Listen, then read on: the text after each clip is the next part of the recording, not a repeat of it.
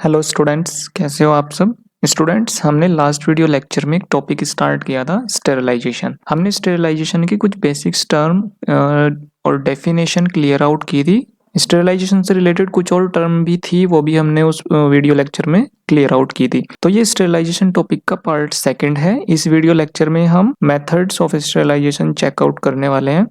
अगर आपने अभी तक पार्ट फर्स्ट को नहीं चेकआउट किया है तो आप प्लीज उसे जाकर चेकआउट कीजिए। उस वीडियो का लिंक मैं डिस्क्रिप्शन में या आई बटन में प्रोवाइड कर दूंगा, आप वहां से जाकर भी उसे चेकआउट कर सकते हैं। देन आपको ये पार्ट सेकेंड, इस मेथड्स ऑफ स्टेरिलाइजेशन अच्छे से क्लियर आउट हो जाएगा। चलिए स्टार्ट करते हैं।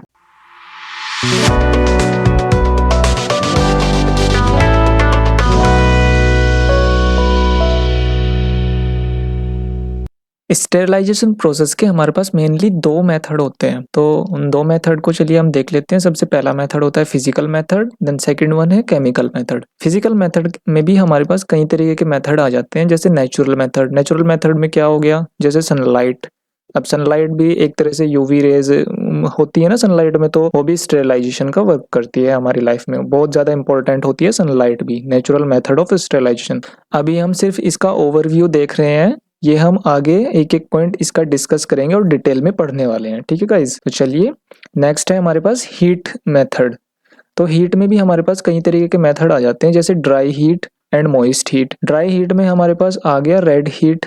इसमें हम किसी भी ऑब्जेक्ट को रेड करते हैं स्टेरिलाइज करने के लिए, मतलब जब तक वो रेड कलर का ना हो जाए। जैसे इनोक्यूलेशन लूप हो गया, उसको हम फ्लेम के ऊपर रेड करते हैं जब तक वो स्टेरिलाइज ना हो जाए, उसके माइक्रोब्स सारे किल ना हो जाए। देन हमारे पास हॉट एयर ओवन, इसमें भी ये भी स्टेरिलाइजेशन प्रोसेस में काम आता है। देन इंसिनरेशन और फ्लेमिंग।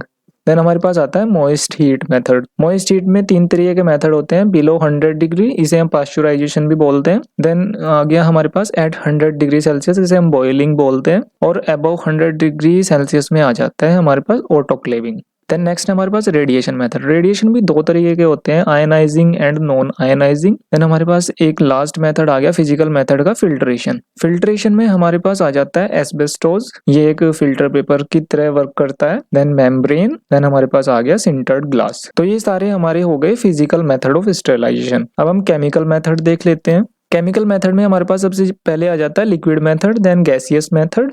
तो लिक्विड मेथड में हमारे पास आ जाता है एल्कोहल्स, जो कि बहुत इंपॉर्टेंट होता है हमारे पास, ये बहुत ज्यादा इंपॉर्टेंट रोल प्ले करता है हमारी लाइफ में। देन हमारे पास एल्डिहाइड्स आ गए, then phenolics, then halogens and surface active agent, जैसे ये डिटर्जेंट पाउडर वगैरह, ये सब सरफेस एक्टिव एजेंट्स होते हैं। And heavy metals and dyes, तो ये सब लिक्विड मेथड ऑफ स्टेरिलाइजेशन हो जाता है। इन गैसियस में हमारे पास आ गया formaldehyde and ethylene oxide and plasma.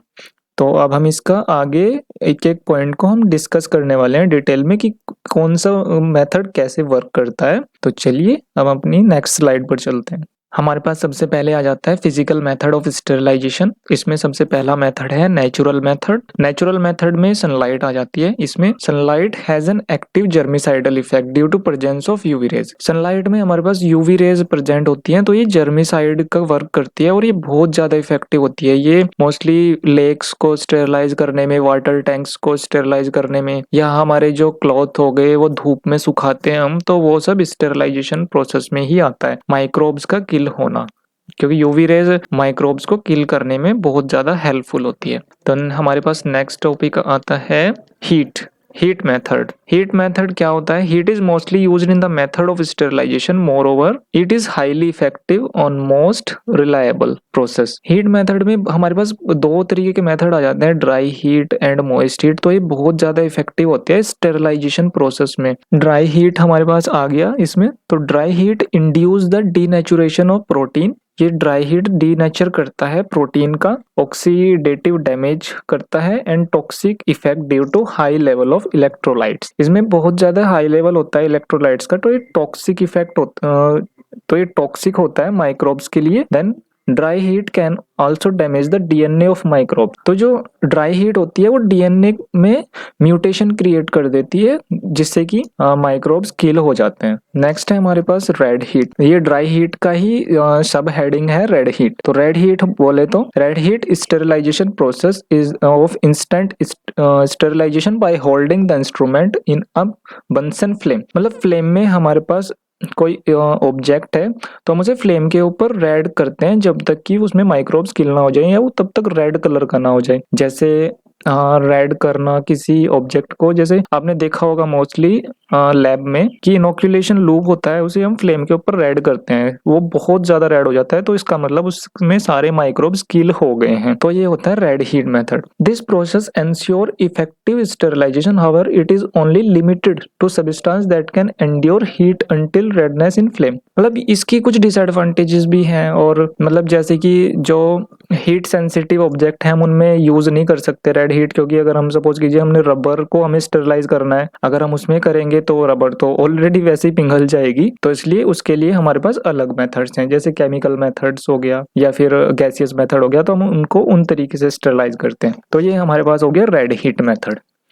Then है हमारे पास next hot air oven. Hot air oven क्या होता है? हॉट एयर ओवन बेसिकली एक तरीके का इंस्ट्रूमेंट होता है जिसमें हम सब अपने इक्विपमेंट्स को रखते हैं। Hot air oven is a method of dry heat sterilisation. ये एक ड्राई हीट मेथड है स्टेरिलाइजेशन का, which allow the sterilisation of object that can not be sterilised by moist heat. मतलब कुछ ऑब्जेक्ट ऐसे होते हैं जो मॉइस्ट हीट में नहीं स्टेरिलाइज हो पाते। जैसे सपोज कीजिए हमको किसी पेपर को स्टेरिलाइज करना है, तो वो अगर हम मॉइस्ट हीट में रखेंगे तो वो तो ऑलरेडी वहां से वेपर गेन करेगा, तो और वहां से वो गीला हो जाएगा या खराब हो जाएगा। तो इसलिए हम हॉट एयर ओवन में उसे ड्राई हीट करते हैं। तो ये ऐसे स्टेरिलाइजेशन प्रोसेस यहाँ पर हॉट एयर ओवन करता है। It is a principle of conduction in which heat is first absorbed and outer surface and it is then passed in the inner layer. इसमें काफी तरह की मतलब 2-3 लेयर होती हैं इस इंस्ट्रूमेंट में।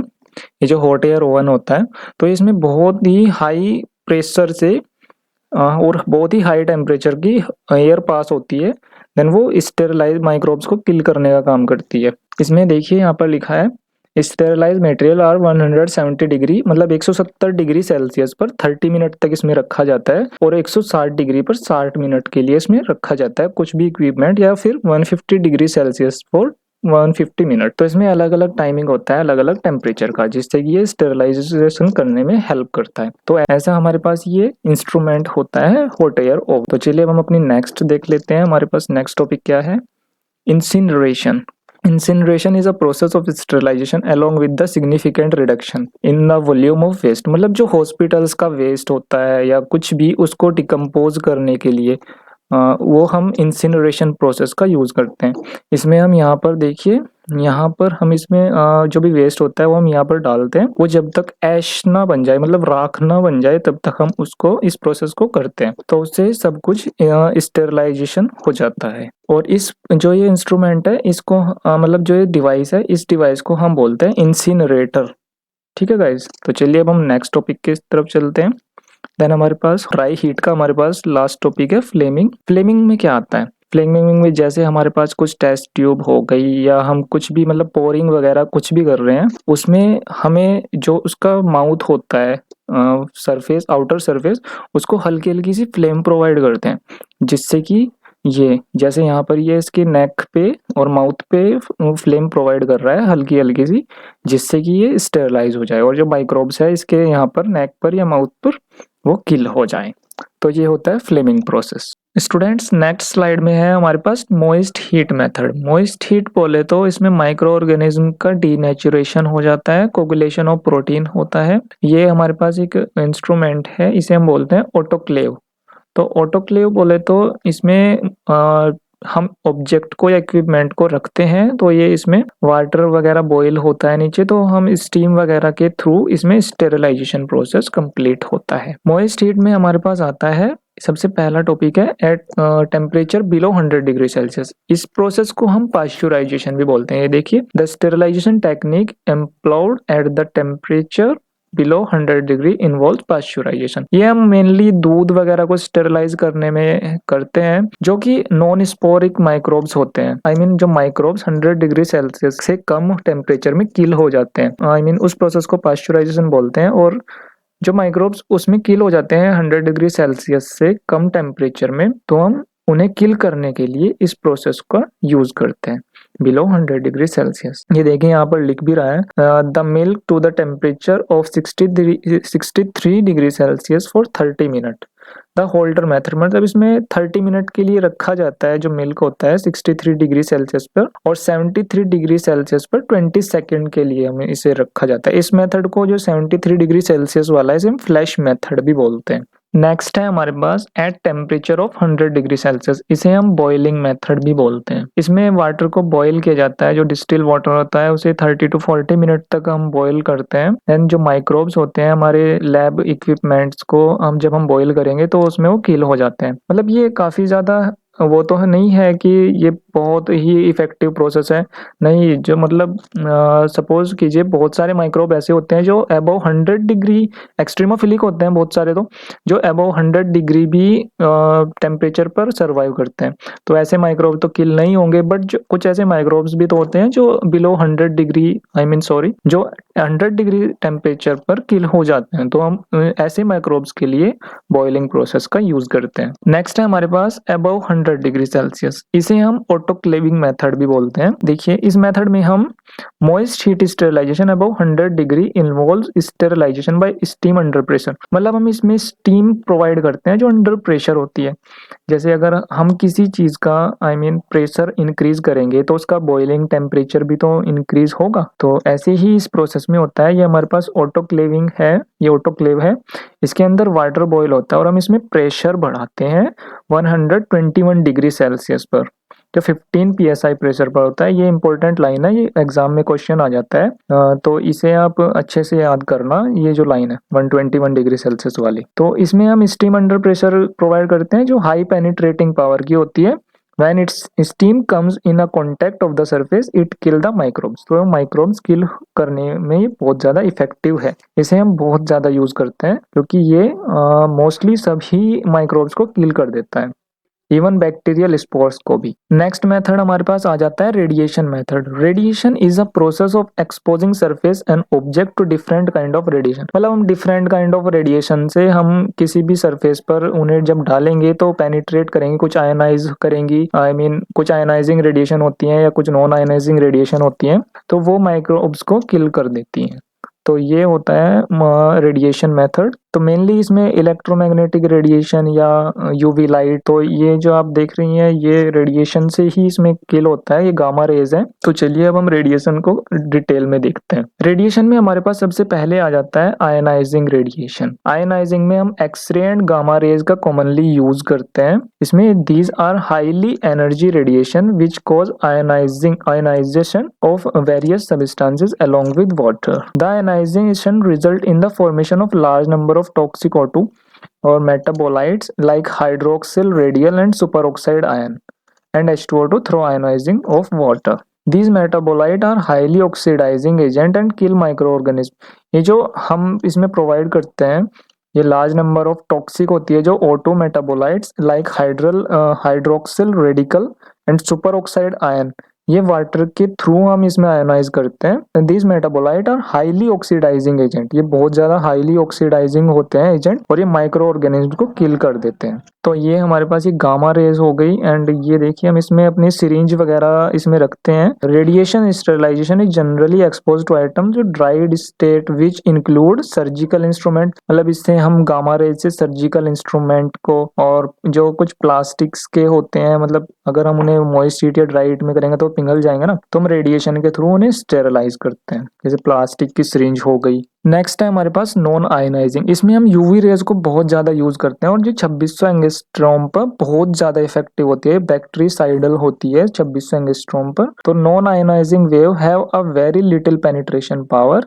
मतलब ये पेनिट्रेट नहीं करती है, तो माइक्रो ऑर्गेनिज्म की ये सरफेस पर ही जाकर अटैक करती है। तो जो माइक्रो ऑर्गेनिज्म है तो वैसे ही किल हो जाते हैं सरफेस की वजह से, उन्हें पेनिट्रेट नहीं करती है। तो upon the upon exposure these wave are absorbed by many material. तो ये बहुत सारे मटेरियल के लिए बहुत सारे मटेरियल हैं उन्हें वो इसे एब्जॉर्ब भी कर लेते हैं, पार्शियली न्यूक्लिक एसिड वगैरह। तो the waves as a result cause the formation of pyrimidine dimers which bring error in DNA. मतलब ये pyrimidine डाइमर्स का फॉर्मेशन करती है जो कि एरर क्रिएट कर देते हैं डीएनए रिप्लिकेशन में, जो कि माइक्रोब अगर डीएनए में ही रिप्लिकेशन में एरर आ जाएगा तो माइक्रोब्स तो ऑटोमेटिक किल हो जाएंगे। तो ऐसे ही ये नॉन आयनाइजिंग रेडिएशन किल करता है।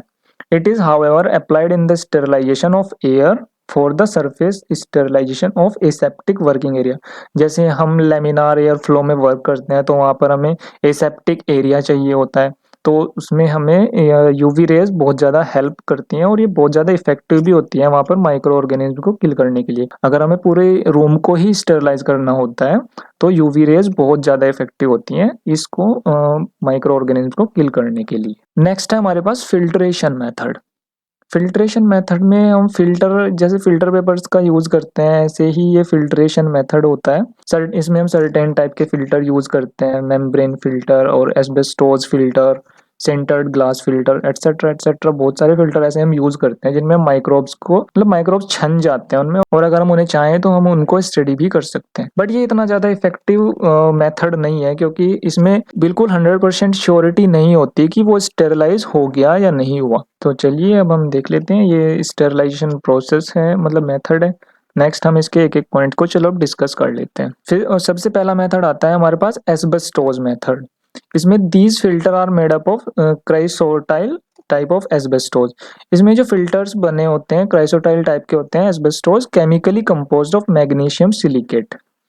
दे are pressed to form disc which are to be use only once. ये सिर्फ एक बार ही यूज होता है, ये अगर हम इसको यूज करेंगे डिस्क टाइप होता है। The disc is held inside a metal mount which is sterilised by autoclaving.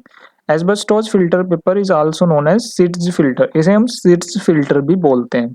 Next आता है हमारे पास मेम्ब्रेन मेथड। मेम्ब्रेन मेथड में ये फिल्टर्स जो बने होते हैं ये पॉलीमेरिक मटेरियल के बने होते हैं, such as cellulose nitrate, polycarbonate, polyester, cellulose diacetate. और इन्हें ओल्डर टाइप की जो मेम्ब्रेन होते हैं उन्हें हम ग्रेडोकोल मेम्ब्रेन भी बोलते हैं।